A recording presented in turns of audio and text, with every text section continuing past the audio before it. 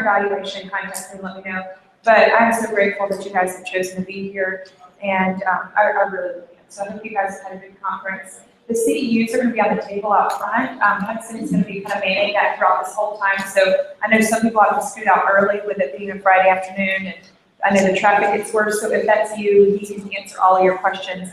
I may not see you guys again at the end of the conference. But if you have any questions for me, I'll be around after this last presentation, and I can answer those then. But anyways, thank you again. But I want to go ahead and give them enough time to speak. And I met Art Carden, I don't know, what it would have been a year or two ago. Yeah, you're but we've just gotten into conversations about different things, and I always knew that he was at Stanford as, you know, in economics and doing that sort of thing, and has a lot of wisdom in that area. And, you know, equally, his son has an autism spectrum disorder and is in part of our groups, and he used to sit in our groups and kind of figure out what all we do, and so we kind of got to know each other that way. But his son is an elevator lover. He's definitely an enthusiast of elevators, and especially this guy. And so I know I'll definitely want you to introduce him because of that. But when we were originally talking about the idea and something that you guys would want to hear, we were talking about just the economic market and how it's changed, and, you know, how in the autism community we talk about it being special interest, and that, you know, this student has a special interest in this, and this person has a special interest in elevators, and this person in this. And just, you know, how do we apply that to you guys, and as you're thinking about the coming years, the adult years, does that affect what your child is going to be able to do, or the student you're working with, in preparing them for work and stuff like that? So anyways, so Art is an amazing resource and knows a lot about economics and stuff, so I know you're going to start out and then introduce our speaker, but thank you so much for being here. It's my pleasure to be here. Thank you so much for having me. Awesome. Yeah, so Terry's right. My name is Art Carden. I teach economics at Stanford. My research primarily is in economic history, and I am currently working on a book that should be finished at some point in 2017 on basically a general economic history of the world and how some societies have gotten very, very rich, while other societies remain very, very poor. And as Carrie mentioned, our oldest son, Jacob, is on the autism spectrum. I probably am too, in some sense, but Jacob has, you know, as autism spectrum kids tend to be, it's a little bit difficult. And he has his set of obsessions and his set of very, very special interests, and navigating those with him has been a source of, I'll be honest, frustration, and also a source of great joy. And I've been thinking, as an economist and also as a father of a son who is going to be shoving off into the labor market in, I don't know, a decade or two, I've been thinking an awful lot about what is happening in the labor market, what has happened in the labor market, and how that affects the decisions we're making right now with our son and with the other people with whom we work. So way, way back in 1776, Adam Smith writes a book called An Inquiry into the Nature and Causes of the Wealth of Nations. In it, he writes that increases in the productivity of labor are due to specialization and division of labor. People being able to specialize in different tasks to the exclusion of others, and then being able to exchange with other people. Why this is really, really cool is it allows us at any point in time to take advantage of and use knowledge that other people have for our own purposes, which those other people may not even know.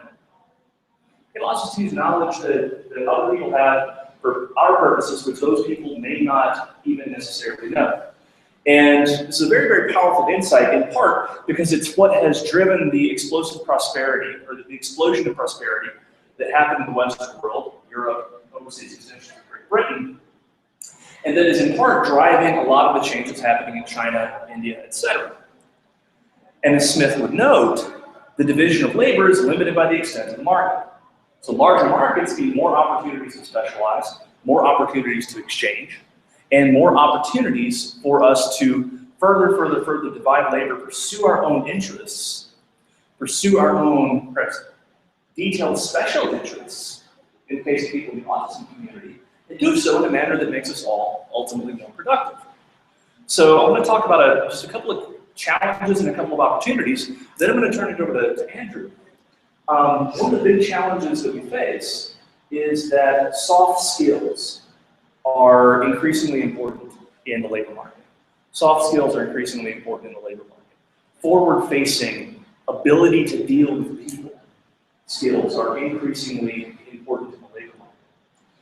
What that does for us specifically in terms of how we are raising our children is we're spending an enormous amount of time and a lot of energy helping them develop and helping them to contextualize is the wrong word, I'm sorry. Helping them to develop some of these soft skills that will, we hope, lead to better outcomes later in the labor market and social situations, etc. So as Andrew can tell, we've several times today with Jacob have said, son, the conversation is, we're having a conversation about Star Wars, not about this other thing right now. So trying to really help them pick up on social cues, even the ones that they may not necessarily notice. And then further, I was actually flipping through a book on the table a few minutes ago that said, never tell someone on the spectrum to do something without telling them why. And so we are trying as frequently as we can, as constantly as we can, to link for Jacob and to link for everybody else a why to everything that we ask them to do, or a why to everything that we ask them, to do, every change we ask them to make. He started playing soccer this year, for example, and wants to be a good teammate.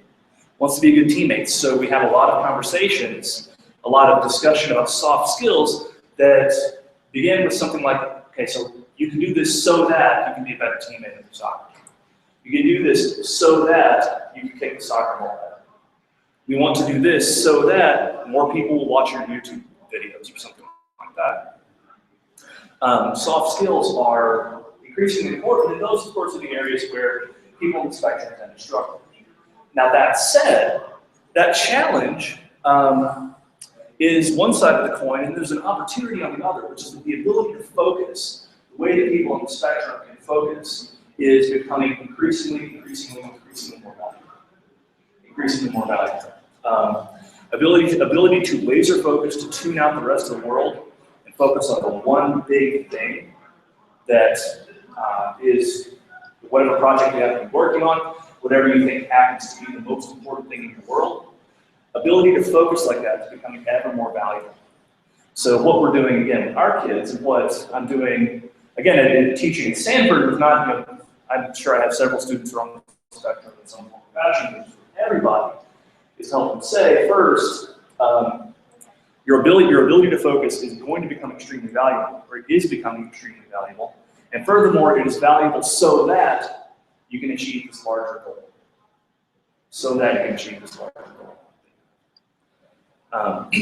So a challenge is that soft skills matter a lot more. And opportunities, the ability to focus, is, again, becoming far more valuable. That creates yet another opportunity that's related to yet another opportunity. And that other opportunity comes from the fact that, in particular, in a world with a growing global middle class, we're having more and more opportunities to exchange. More trading partners around the world, more opportunities to pursue our own interests, more opportunities to do things that at one point were hobbies, perhaps, some people can now do professionally, and also to create communities around special interests, that in effect allow us to create our own economy, so to speak. And there I'm borrowing the original title of a book by the economist Tyler Cowen, in which he argued that a lot of the traits of the autism spectrum are becoming a lot more valuable in the 21st century. And as we go forward, we can,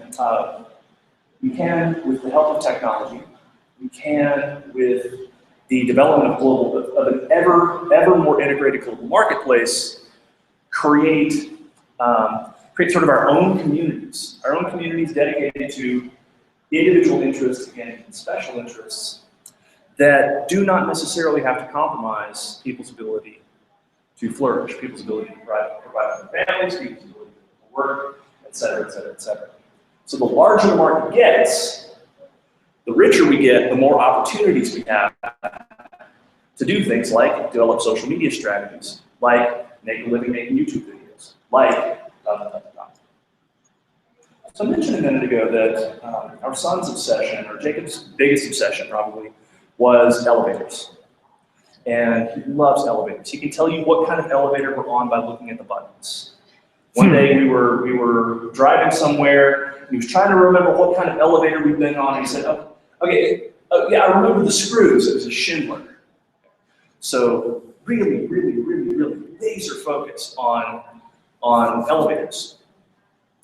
In the way that we're dealing with Jacob, the elevator enthusiast, is by trying to harness his interest in elevators to help him develop soft skills and help him develop the ability to focus. So we've worked to we've created a YouTube channel for him, and we actually have a bunch of content that we still need to upload. But his YouTube channel is called Elevator Zombie, because he also loves Minecraft. Loves Minecraft and Roblox. Sorry. I was asking if you said how old your son was. Oh, he's 8. Yeah, so he has a YouTube channel called Elevator Zombie, and I actually created a channel about 4 years ago called Elevating Economists, where I post my own elevator videos and things like that. But in doing all this, we're working with him to help him understand, we're creating this YouTube channel so that you can distribute this content, so that you can develop a network, so that you can learn how to engage with people in this growing online space. Furthermore, we're also working to help him try to monetize the YouTube channel, which he's not done yet. Obviously, it's an 8-year-old's YouTube channel, so it's not a moneymaker yet. But we're also working to help him develop a presence in things like Amazon affiliate marketing and stuff like that. Again, not on the anticipation, the expectation that he's going to make his first million by age 10 with Amazon affiliate links or with YouTube advertising or something like that, but to provide a fairly low-stakes environment in which he can make mistakes if he needs to, in which he is in fact actually dealing with real money, okay? In which he's having to confront questions like, okay, do I if I'm going to recommend a product, and we haven't really done product recommendations yet, how do I do so in a manner that is consistent with what I believe about my own integrity, with what my own long-run goals happen to be? How do I do this in a way that makes other people better off? How do I do this in a way that is aware of the social context in which I'm doing my thing? So we're working with him on that. I work to encourage my students to do similar things, to try to make connections as much as they can, and then also to try to think outside the box of you go to high school, you go to college, and you go to get a job where someone pays you. So we're starting now with our kids, and I'm working again very, very closely with my students at Sanford to try to develop the skills that will make them assets, not only as potential employees, when they come out of college, when they come out of high school, when they go out into the proverbial real world. So I mentioned Jacob's elevator obsession, and we stumbled on some elevator videos by a guy who had filmed actually a couple of parking garage elevators in St. Louis, Missouri, where my wife and I had lived when I was in graduate school, and his name is Andrew Reeves. He goes by the YouTube handle Dieselducy, and we learned that, lo and behold, there is an online elevator community of people who make videos of elevators and share those videos on YouTube. And that Andrew Reeves, aka Dieselducy, is sort of the original guy, like the leader of the online elevator community. So we reached out, we got to chat. He has become one of Jacob's absolute heroes, and he's here actually to tell you his story. Tell you a story first about growing up on the spectrum, being told he couldn't and then doing it, and then also how he has taken his special interest in elevators, one that my son shares, one that I'm sure a lot of other kids share, and has turned it into an asset rather than a liability. So y'all, this is the premier elevator videographer on YouTube and in the world, Andrew Reeves, coming to us from Roanoke, Virginia. I'm gonna hand it over to you. All right. Hi, everybody. How y'all doing today? Great. Well, like you said, my name is Andrew Reeves, and I come to y'all from Roanoke, Virginia. However, if what my doctors said had come true back when I was younger, I shouldn't be standing here right now. When I was a teenager, I mean, my parents told me about this. In my early adult life, like when I was in college, they didn't tell me about this back in the day, but I was working with some doctors back when I was younger, and they told my parents, I hate to break this news to you, Bridget, which was my mom's name, but I think you're going to have to start thinking about how you're going to deal with your son because he's never going to be independent. He is probably going to have to be in an institution. Well, however, I hate to say I think they're wrong. I mean, I'm here right now, aren't I? So, I mean, Dr. Simons in St. Louis, if you can hear me, you're wrong. Anyway, I'm sure y'all are asking, why did they say that? Why did they say I was going to be institutionalized? Why did I get the label of I'm not going to be independent? Why did I get the label of you can't, you can't, you can't? Well, I was what you call a problem child. And a big problem child at that.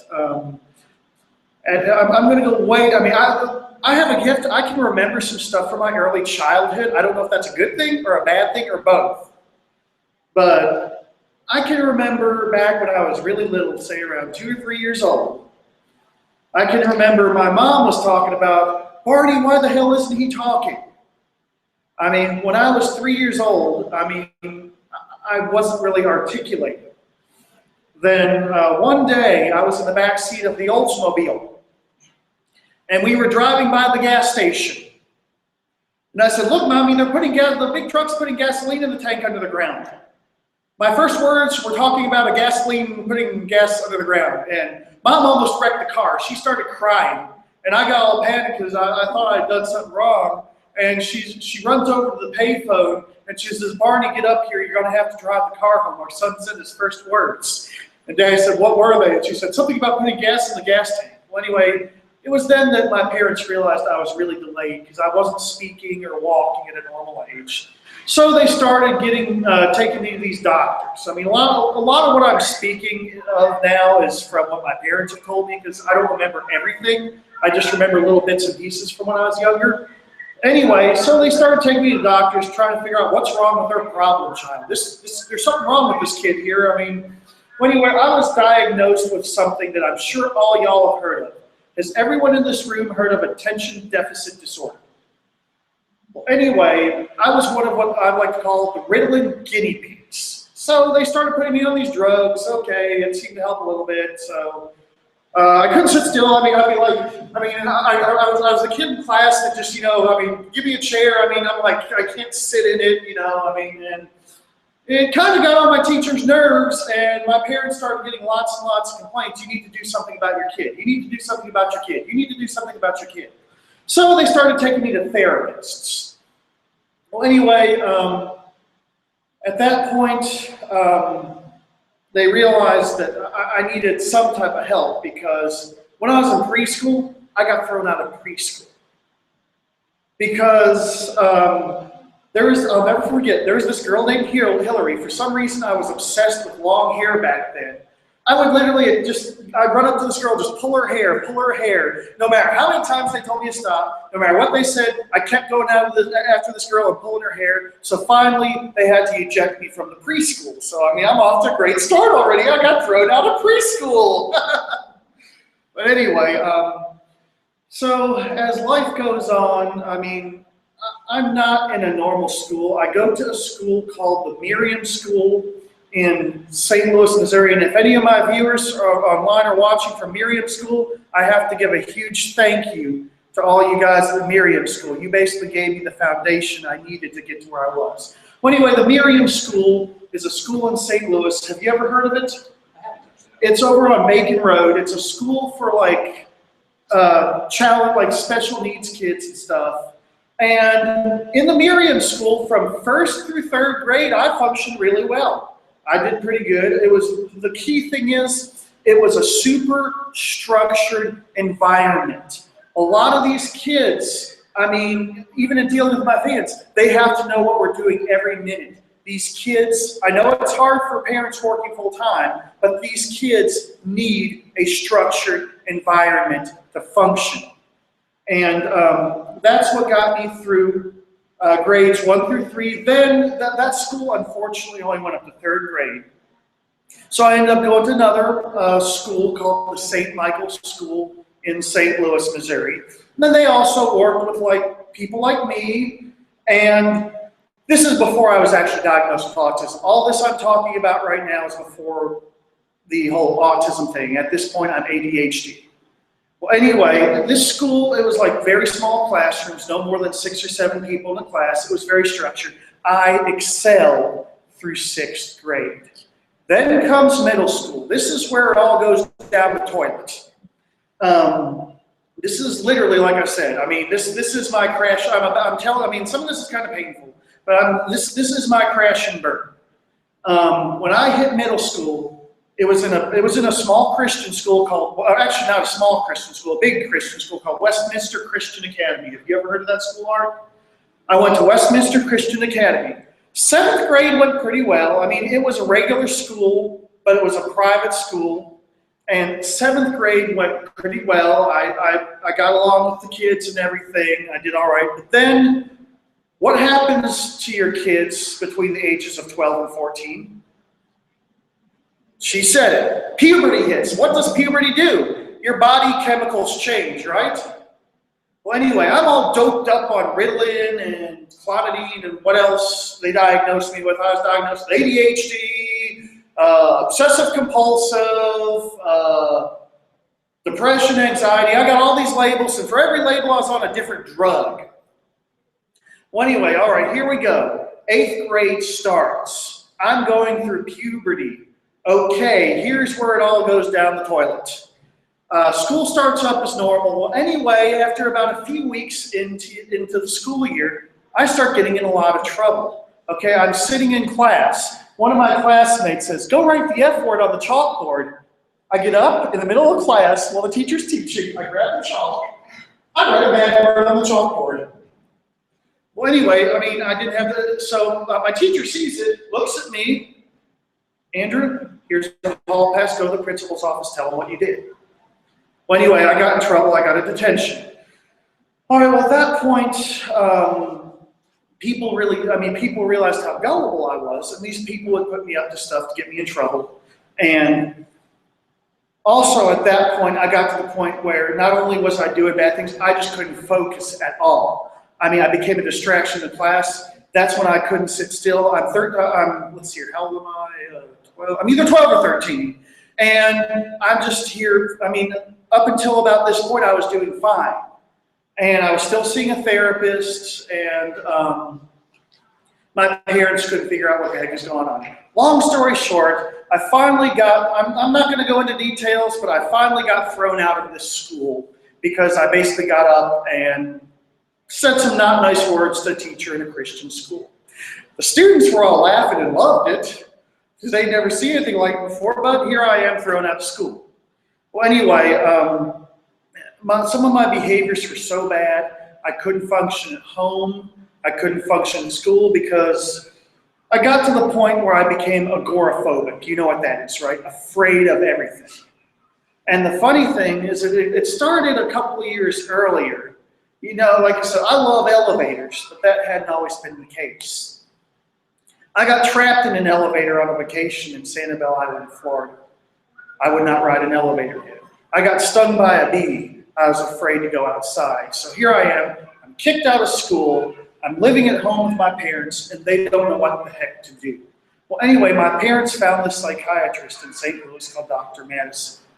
And he's like me, he doesn't believe in all these labels. He's like, look, we're gonna put him in the psych unit, we're gonna get all these drugs out of the system and see what happens. So, I mean, I go kicking and screaming to the hospital. I remember my parents told me I was gonna have to go to the hospital for a few days. That was not a pretty day. I was kicking, screaming. I mean, it was a disaster. I probably threw some stuff around the house, but then Dad said, we'll buy you a Game Boy. That kind of made it a little bit easier because I've been wanting a Game Boy for a year and a half. ever since I'd heard of it. So they bought me the Game Boy. Anyway, I go in the hospital. They flush all the meds out of me. And in this little psych unit, they had a little mock school that we went to. Within 3 days of them flushing all these meds out of me, I was able to sit still. I was able to pay attention to something. Anyway, I get out of the hospital, and like I said, Westminster Christian said they would take me back. I went back for 1 day and got kicked out because I told the teacher off. I still had the behavior problems. Well, anyway, so, all right, now we go to St. Louis County schools. And, you know, under the Americans with Disabilities Act, these schools are required to provide accommodations for special needs people. Well, anyway, so I get in the self-contained room. You know, I mean, everyone in here probably knows what a self-contained room is, right? It's where everything's in one room. I go to Parkway West Junior High, get in the self-contained room. There's a lot of other, I don't want to call anyone reject. There's a lot of other people with problems like me that had problems. Well, anyway, you put me in a room with a lot of other kids that have problems. Let's just say it was like mixing fire with gasoline. After about a month, I got kicked out of Parkway West. I got kicked out of the special ed program. How many people can say they got kicked out of a special ed program? Have any of y'all's kids ever had that issue? I got kicked out of Parkway West. Okay, so here's Parkway East. All right, we go to Parkway East. That lasted about 2 weeks. Okay, guess what happens to me at Parkway East? I got thrown out of there too because I threw a desk down the steps. But anyway, all right, it's not really funny. But in all seriousness, I got kicked out of every special school in St. Louis. And this was really hard on my parents. And it was hard on me too. But anyway, finally, I was at work with my dad, his secretary, Darlene Marlowe, who is the unsung hero behind why I'm here today. She just recently passed a couple months ago. So I mean, that's hard, you know? But anyway, she knew her sister in Atlanta had a friend that had a special needs kids like me that went to a special school in Kentucky, Mayfield, Kentucky, called Shed Academy, that specialized in behavior disordered kids, learning disabled kids, autistic kids. Well, anyway, all right, fast forward to summer of 1991. I'll never forget this. My parents told me we were going to go take a little trip to Kentucky. I wasn't told what for, because if you think the hospital was bad, imagine my reaction when I told I was being shipped to Kentucky for a summer. Anyway, what happened, they didn't tell me why we were going to Kentucky. They just told me to pack some stuff. Well, anyway, we went down to Mayfield, Kentucky, a small town of 10,000 people. I mean, it's a very relaxed atmosphere. Well, anyway, we get down there and I'm like, why are we here? We went to this little thing that looked like a church, and on the board it said Shed Academy. And I was like, what is this? It's a school we're just going to look at. Well, anyway, I go in there and we meet the director. I mean, my parents loved him. I actually liked him. And then my parents broke the news to me. Andrew, you're going to summer school. I broke down and threw the biggest temper tantrum I'd ever thrown in my life, right there on that floor. Well, anyway, that lasted about 10 minutes. And at this point, while I was throwing the temper tantrum, my parents got in the car and drove off back to St. Louis. And my grip, my suitcases were right there in the hallway. And that's the best thing they ever did for me, because in a 6-week program, the director said I gained about 3 years. I mean, from where I regressed, because I had regressed so far back when I hit puberty. I had regressed to like when I was a child. I mean, I was more mature in 3rd grade than I was 8th grade. Well, anyway, the secret to this is basically Dr. Thompson. If you're watching this, thank you for everything, Dr. Thompson. He was the director of the school, and he basically explained to me like this: your parents love you more than anything else in the world. They just don't have the right instruction manual on how to raise you, whereas we do. Well, anyway, after that 6-week period, my parents asked, Andrew, do you want to stay? I said, yes, Mom, I want to go to school here. Because I was so happy with what had happened. I was no longer miserable. I no longer hated the world. I didn't feel rejected. I wasn't picked on. The secret to this place was, again, like I said, structure. I throw a temper tantrum. I don't get away with it. I'm picking weeds in the backyard, whereas back home I get away with it. I just got thrown out of school, you know. But Long story short, now this is where life starts getting better. Shed Academy, sadly, this school is no longer around. They were a very small school, 40 students K through 12, and due to the recession and stuff, they went on. And that breaks my heart because I would love to donate a lot of money to them because they really helped me out. If it wasn't for them, I wouldn't be here right now. All right, fast forward, the next 3 years go fantastic. I get back on track. By the time I'm in 11th grade, I'm back on track mentally and academically, where I'm normal. I don't like to use the word normal, okay? I don't want to be normal. Normal's boring. Well, anyway, where someone should be mentally and on academically, that's what I was looking for. Well, anyway, I'm sorry, I get tongue-tied sometimes, yeah. But anyway, so the last year there, my parents, Dr. Thompson, we all sat down. Andrew, would you like to try to be mainstreamed into a regular school? I said, I would love that. So they mainstreamed me into a small Christian school down there called Northside Baptist. And guess what happened? It went great. I passed all my classes. I fit in with all the kids. I didn't have any problems. I mean, I did great. I graduated high school. And a nickname they had for me back in this middle school was retarded reamsoid. Did you take your control pills? Well, anyway, here we get to the point. Retarded reamsoid starts college, fall of 1995 at Murray State University. And the reason we chose Murray State has an excellent program for certain students with learning disabilities. I mean, I got on-time testing, I got free tutoring and stuff, but it took me 6 years to get through college, but I made it through college. And then after I graduated college, I had done a summer job. I mean, college was hard for me. It was mainly the focusing and stuff. Like, I mean, I could sit still, but I just had a hard time retaining information. But then I get a summer job up in upstate New York while I'm going through the college. And after I graduated, I got an assistant manager job at Walmart. Let's just say I'm not going to go there. It was the worst job I ever had. I didn't like it. So I quit that, and on my way back to Kentucky, I was going to move back to Kentucky with my, at the time, girlfriend's family. Well, anyway, on my way back, I stopped in Lynchburg, Virginia, where I met my wife while I was visiting my grandmother. So at this point, I'm unemployed, so I'm driving back to Kentucky, and I passed an orange truck, and on the back of it, it says, no CDL, no problem, company paid training. I'm like, I think I want to do that.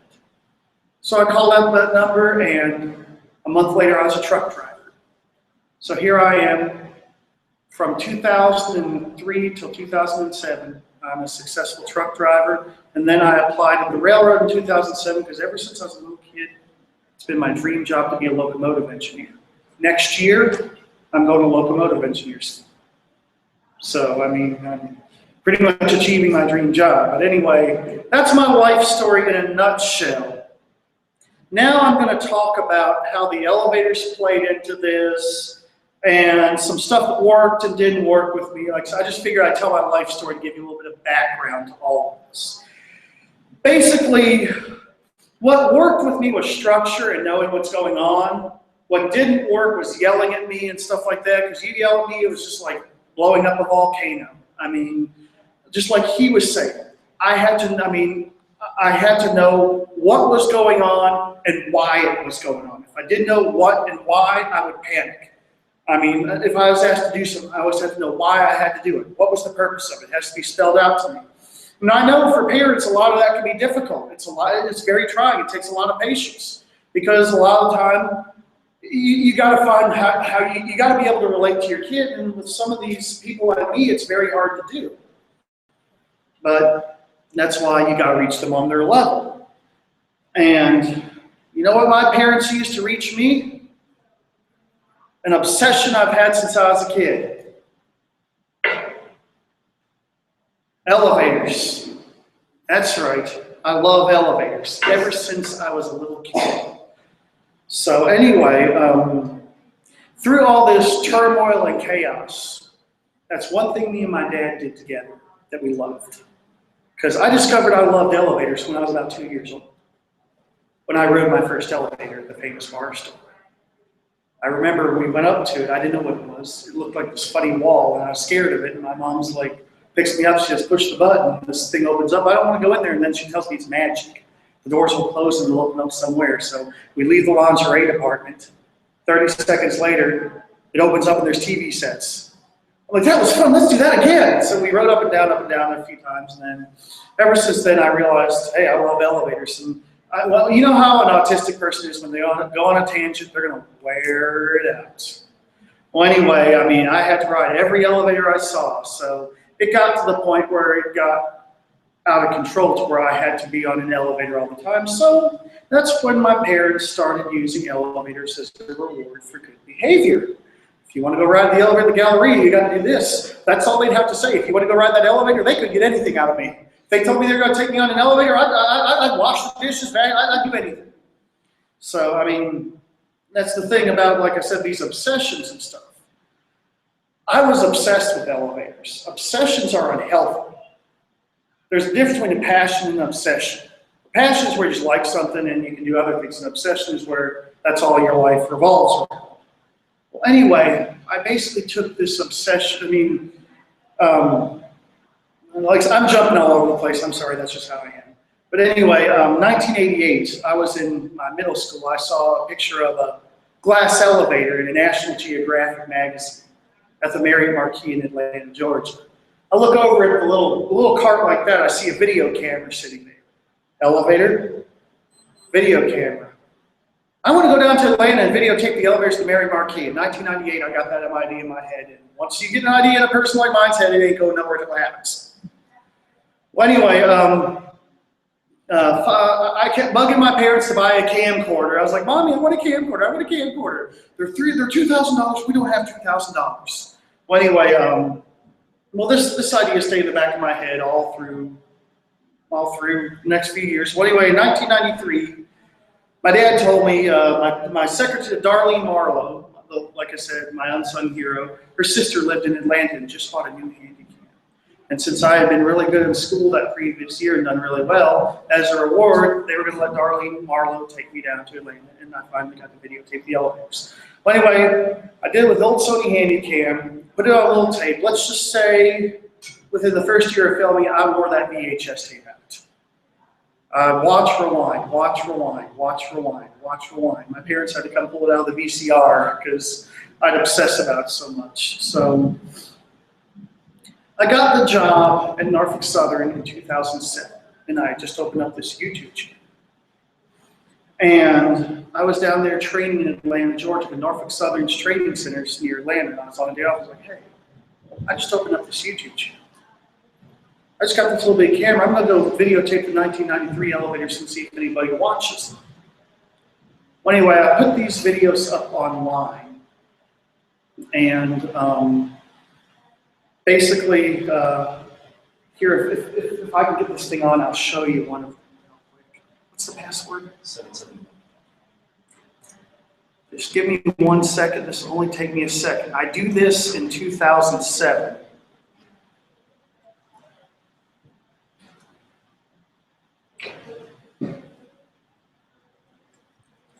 There's so many videos of this. Let's see if I can find it here. Okay, I got the original 1991. I went up in 2007 and just shot this little clip here. Sorry guys, we're having technical difficulties here, all in the name of power saving. During the power saving technological difficulty.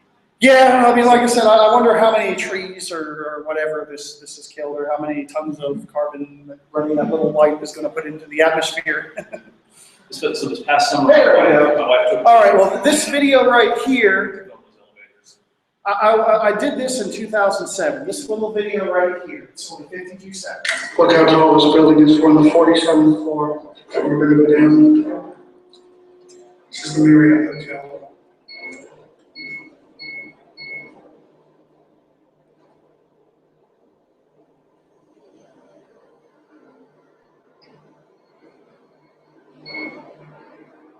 For most people, this is about as boring as watching paint dry.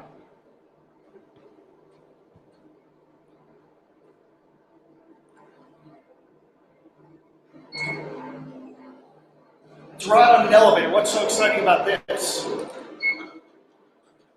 Here we are.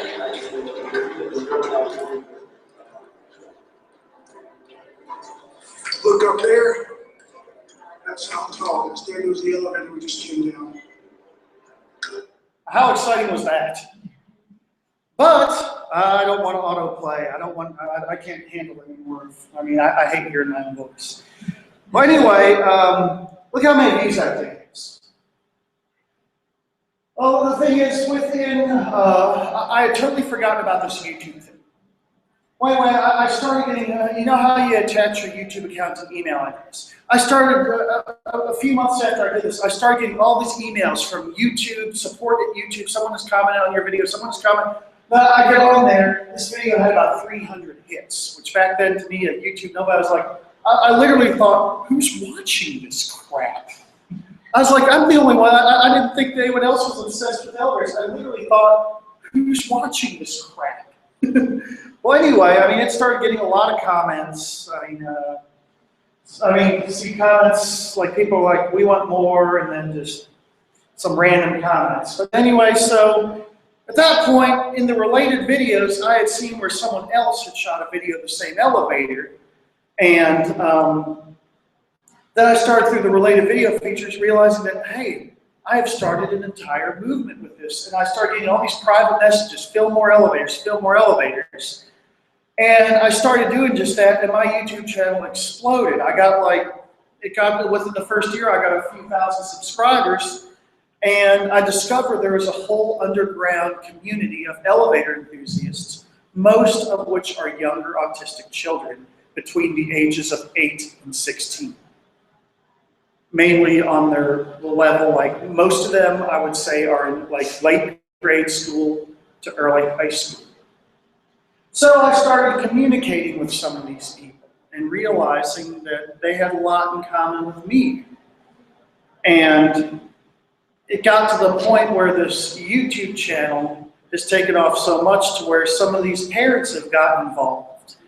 And this is what made me decide to keep going. In 2013, I was going to quit because I was getting bored with the elevators, but I started getting emails from parents. You have taught my child how to vocalize. You have taught my child how to talk. I mean, apparently my narrating the videos, because there's this one kid in Texas, his name is Jim. His mother came to me, and if you ever watch this kid's video, he's really funny.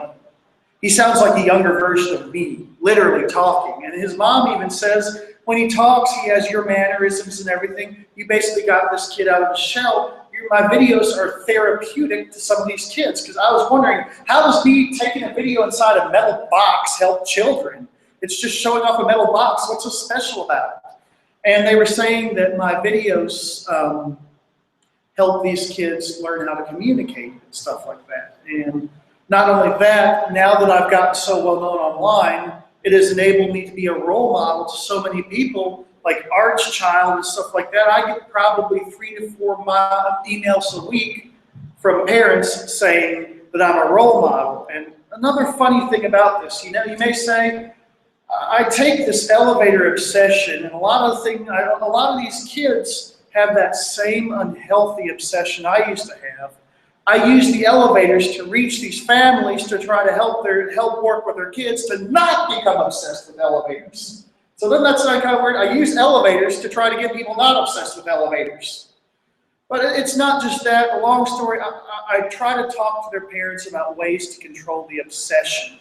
Like, use it as a motivation factor. Don't just take them out whenever. Use the elevators as a motivation factor. And above all, get involved with your kids. You may not like it. It doesn't matter. It doesn't have to be elevators. With these kids, do stuff with your kids. If they're onto something, get to know it, do it with them, turn their obsession into a healthy family day out. I don't care if it's riding an elevator, going out to look at a car show or whatever, but use these kids' obsessions to spend quality time with them, like my dad did. I can still remember to this day my dad taking me to ride the elevators and look at the trains. So anyway, I'm going to show a short little video, kind of like it's the advertisement. I mean, it's not an advertisement. If you're not subscribed to my YouTube channel, and you go to my YouTube channel, this is going to pop up on your screen. So basically, it's going to tell you about the stuff you're going to get to see on my channel. I'm warning you, this is kind of weird. Password again? 771. I'll have to beep that out. This is highly classified information.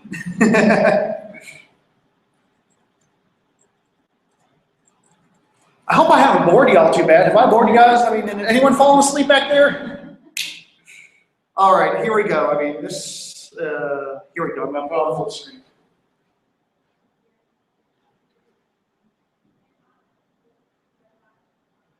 Is it playing? We've all got hobbies, but one man gives him a different kind of lift, and along the way he's developed some followers. How about elevators? The videos he's posting of him riding elevators get a million hits. I'm getting almost 1.1 million a month collected. Ever since I was a little kid, I have absolutely loved elevators. I have something called Asperger's syndrome. And one of the traits of Asperger's is a fixation on certain things. Well, mine happens to be elevators. I imagine this. It was fascinating to see how businesses opened their doors to the elevator business.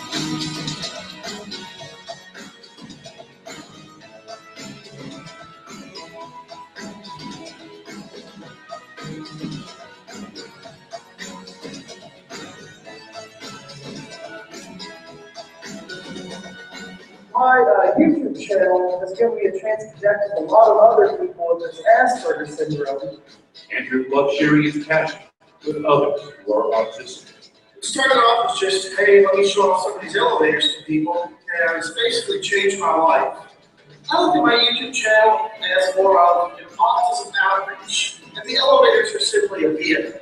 My motivating factor is when I meet one of my fans, and they come out of a minivan and run up and give me a hug, like I'm Mickey Mouse, and their parent says, I'm his hero.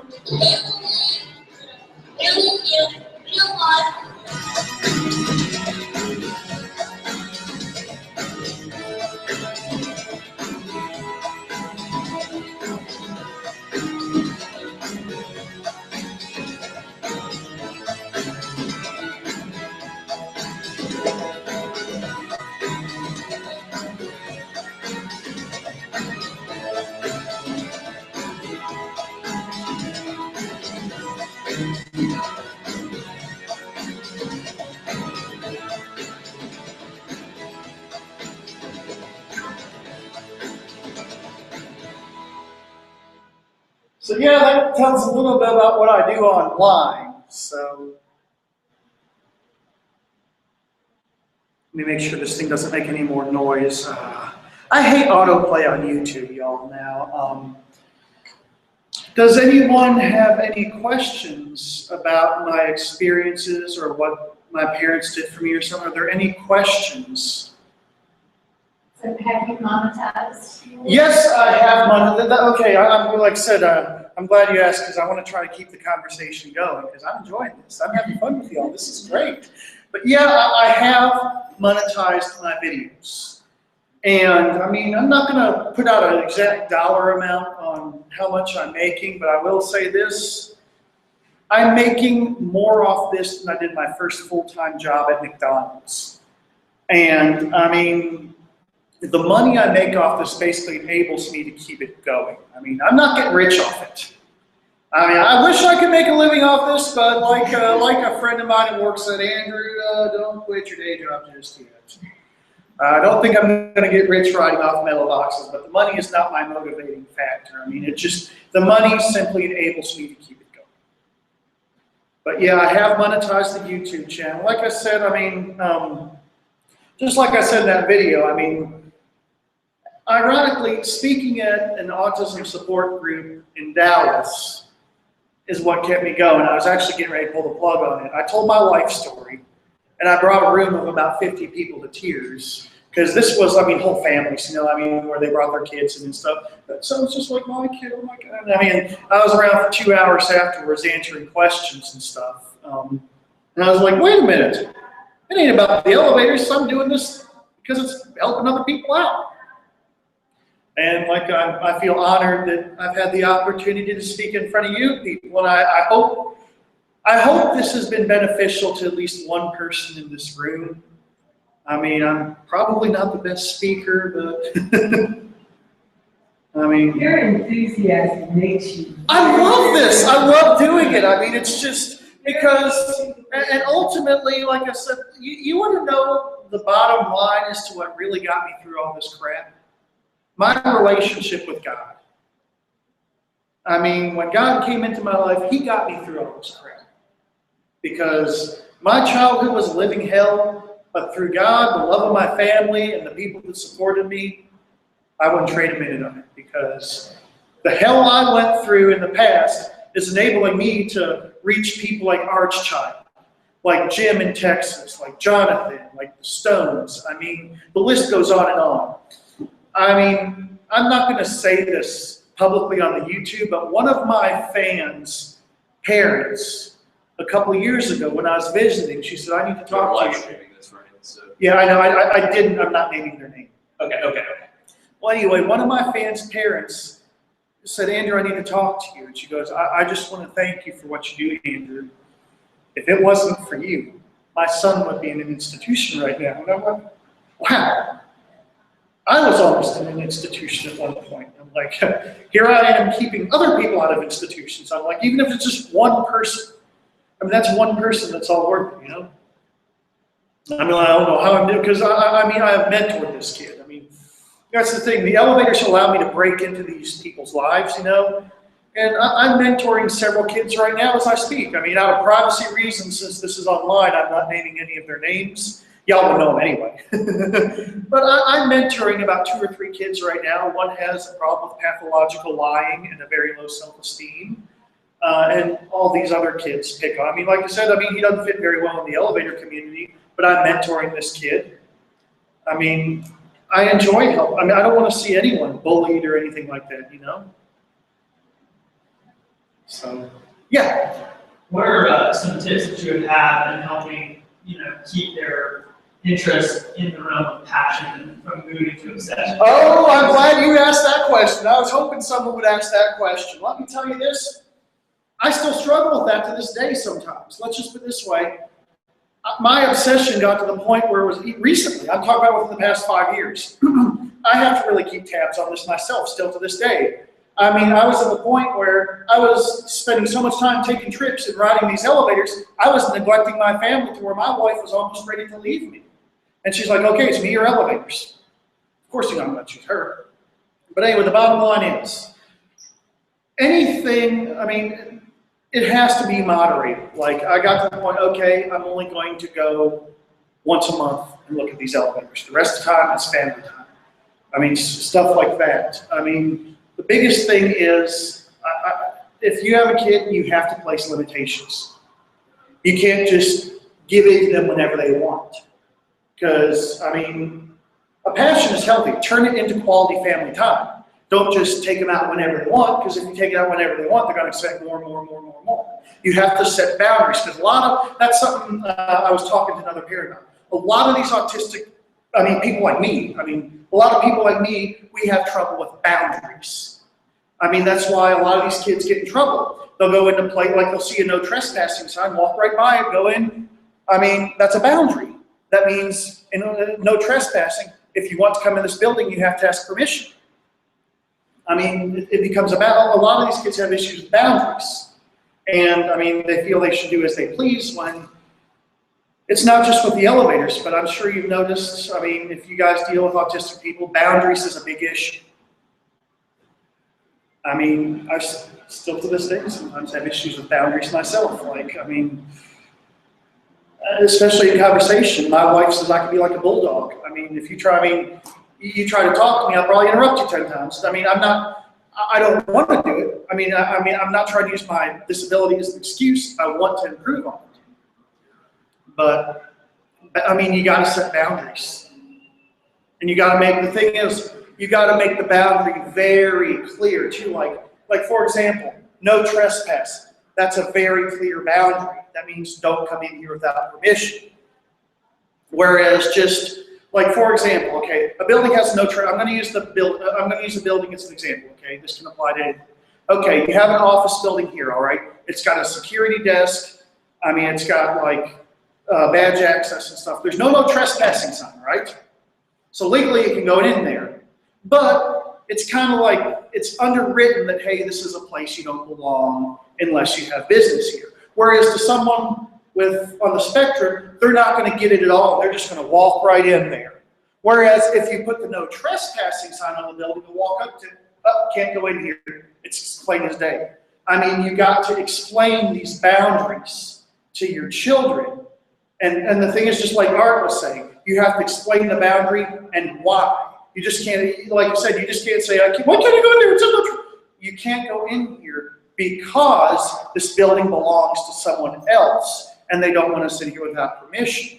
However, if you want to cross that boundary, we can go talk to the building owner and he can authorize it. I mean, you got to be very clear and specific with these boundaries. And that goes to anything, like, I mean, for example, some kids have a problem, they want to get too close to people. You got to teach them about body space. I mean, just boundaries in general. I mean, boundaries in conversations. I mean, I was talking to another family, they met up with another enthusiast and another down in Atlanta, and they said that this person just, I mean, he had to always talk. I mean, and boundaries can apply in conversations too. So this is obviously it's a huge challenge in the spectrum community, given what I said about the importance of soft skills earlier. Things like knowing these unspoken social norms. So amazing thing that we do in our family, and that when I have these sorts of conversations with people, I would suggest is to turn the stuff we do related to the obsession into that always be looking for learning opportunity. So okay, so in the case of elevators specifically, again, like I said, a lot of my work is as an economic historian. So as Jacob gets older, I want to start really looking into the relationship between, say, like elevators and economic growth in cities or something like that. But it's an opportunity to learn the humanities, the liberal arts, etc. While at the same time, if we go to ride elevators, or if we do anything to elevator related, to work with Jacob, to work with our other kids as well, but on self-awareness, things like, did you notice you just stepped right in front of that person? Would it be kind to do this? Why are we riding elevators right now? Why does the store have the elevators to begin with? It's a little bit frustrating because it's I'm sure that you all well know, you can't really teach soft skills the way that you teach like math. Right? So okay, sit down and do all these problems and go, okay, now do an addition. It's a lot harder to figure out, okay, how do you navigate your way around the social world when not explicit and not. Exactly. I'm not sure where this question is appropriate. This is probably the closest environment I think, and probably more to the economic side of it. You have taken your passion and you put it into, yes, and quite surprisingly, it exploded. Everybody liked it, and you've been able to monetize it to a certain extent. I'm dealing with an Asperger's son who is in his early 30s, who is a programmer. He helps write Quake for his software. And he was a computer consultant at the age of 15 down in the company in Montgomery for the summer. And I was told by his boss that I've never seen anybody like this even coming out of college. He knows more languages than how to put them together.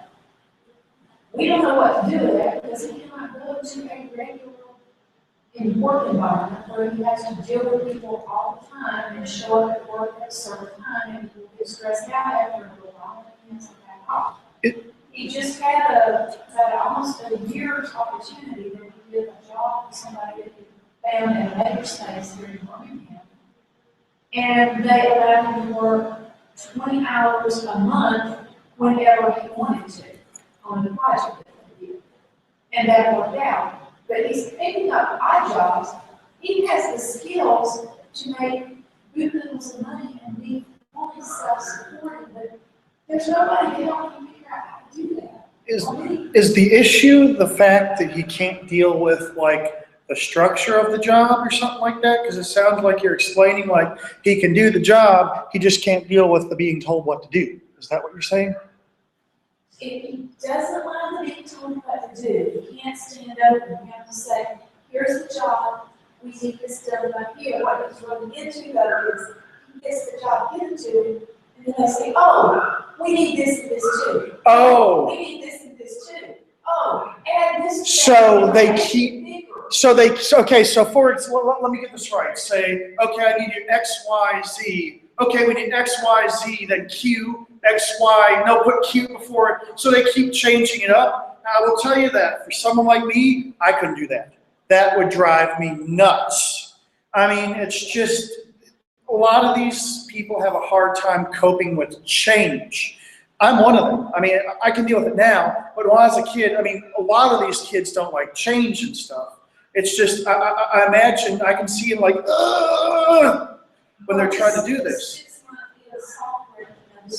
2 month is software turned into a 6 month work with people around the world to get this engine done that went into it. And whenever that was over, he did what he was supposed to, but he stayed in his room for the next 3 months, not able to come out. I know, it probably threw him into depression. It threw him into some area I don't ever want to see him go into. No, you don't want to see that. I mean, the issue with people like me, we excel.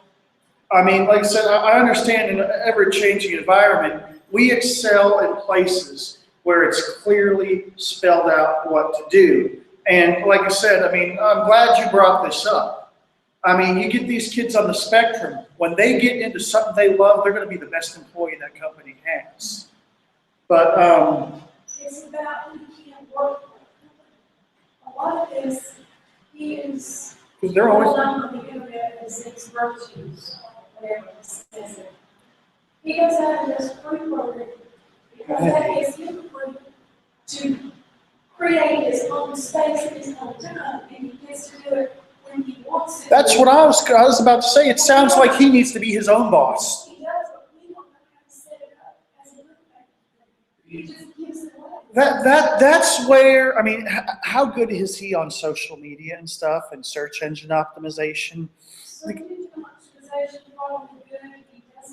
Because because I'll tell you, social media is where it's at. Because I mean, it sounds to me like your son has a marketable skill. Just like, I mean, my elevator thing. I am waiting till this falls on the right ears because I would love to make a living just going around the country speaking at stuff like this, but I haven't heard the phone ring yet. But I mean, it's. This is we have something. He can use. People want it. People are desperate to get it. He is really, really good. We don't know how to make it happen. He doesn't know how. Okay, see what I'm doing? He does this massively more. We don't know how to make it happen. We don't know the courage. Is that trying? We all tried them. What's trying? They funds, jobs, or they have paperwork out here. I'm gonna get some more water real quick. So I'm hoping, so one of the major changes that I'm hoping is on the horizon for the labor market is a move away from the way that we think about work as being like having a job working for a company. More about providing a service. Well, not even that, but we think about a job being like you show up at a certain place at 8, you leave that certain place at 5, you do these things that someone tells you to do.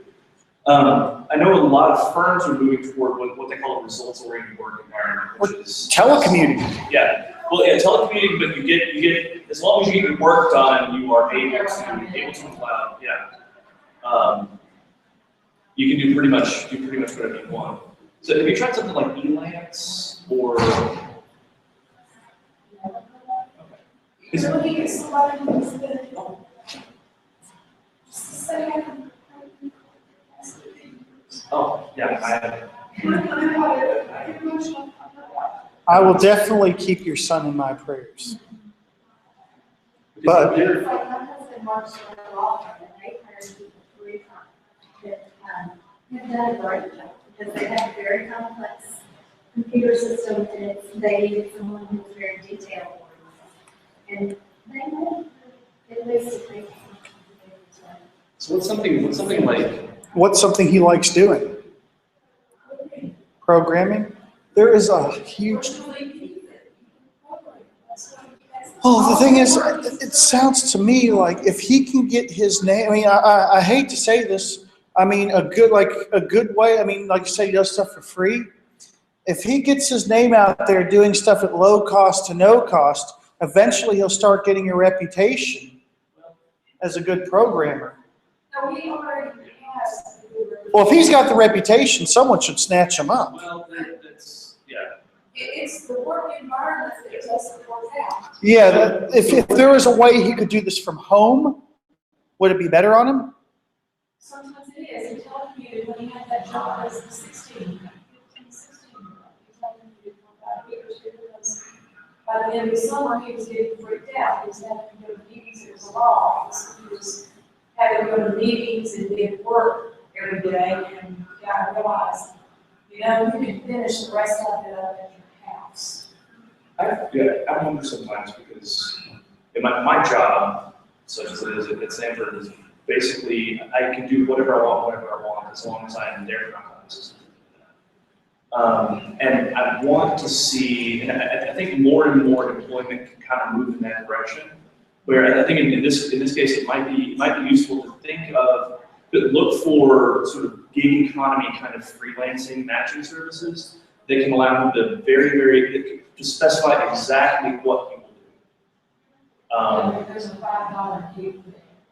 Well, so there's Fiverr. Yeah, that's what I'm thinking. But, I know what you're talking about. Yeah, Fiverr is, I know he can be a lot more discriminating about what he'll do and also what he'll charge for. So he won't be making like whiteboard explainers for $5 a pop. He can say, you know, I've done this. Look, if he helped write the Quake engine, I mean, that's a, you know, That's a pretty big accomplishment.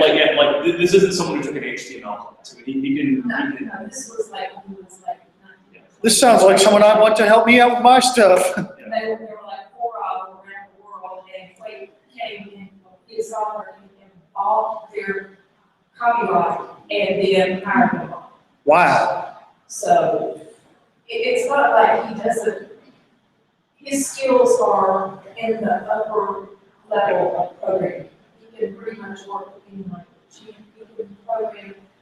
The whole thing was taking him, or putting it in this, at this consultant thing, he won a competition, computer competition, the guy wanted to bring it down there and teach him a language for the summer. He said, at the end of the first week, he knew the language back and forth. At the end of the second week, he was putting him into all the other 5 or 6 languages he had already worked on his hobby and making the decisions for it. And that's when he said, I've never seen anything like this. But he doesn't know how to monetize it. He doesn't know how to make use of this skill that is so unique and needed. Because he can't put up with it long enough to get anything other than the short burst of things. So the issue he has a hard time dealing with the structure, is what you're saying. Yes, structure will drive him crazy. I find it funny, I mean, I find it interesting how most of us need structure, but there are some people where if you tell them what to do, it just, I mean, they got to be able to work on their own terms. They got to be able to think outside the box. I'm a structured person. He's very unstructured. Every time I try to put him in structure, we have massive problems. But I mean, he's not, I mean, I understand we can't totally change who he is, but have you thought about just working with giving him a little bit of structure at a time? Because that way it's not all dumped on him once and shorts him out. Because like I said, based on what you described, it sounded like when he got in this workplace, they piled too much on him at once. It was just, ugh. No, they did it once. What they gave him at first was dual. And then they dump more on it. Month, they dumped more, and then the next week they dumped more, and the next day they dumped more. So basically it's like, okay, here they keep moving the goal. Like okay, say, here's the goal right here. All right, he's on. Oh! So it's, I can see where that can cause frustration, because basically like he feels like he's almost at his goal, they just moved it. Oh. Yeah, I mean, basically, I mean, I can see, I mean, I can see where, I mean, it's like this. I mean, they're saying, okay, we need you this. I mean, I didn't sign up for that. I mean, I'd almost be like, if I was in his shoes, I'd be like, wait a minute, I didn't sign up for this. We signed a contract. I'm doing this. I didn't say nothing about this. This is what I can offer you. I mean, sadly, a lot of businesses do take advantage of people like us. And it's not right. It is not right. So we run just over time. So yes, so I'm happy to stick around for as long as you all want to continue the discussion. But I'll tell you, I mean, it has been an absolute pleasure being here. I hope at least one person in this room has benefited from this.